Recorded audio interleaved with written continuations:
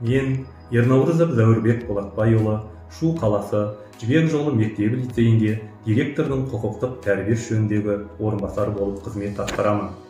Біздің мектебімізге Шу ауданы ішкі істер бөлімінің қызметкері инспектор Баймұхаметов Әсет Болатбекұлы мектеп инспекторы болып бекітілді. Баймұхаметов Әсет Болатбекұлы біздің мектебімізге инспектор болып бекітілген мерзімнен бастап өз ісіне тиянақты, жауапкершілігі жоғары қызметкер ретінде көрсете білді.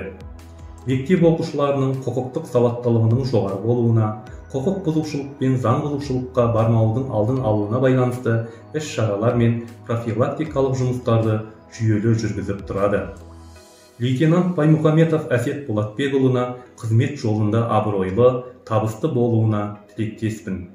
Өзіміздің алғысымызды білдіреміз.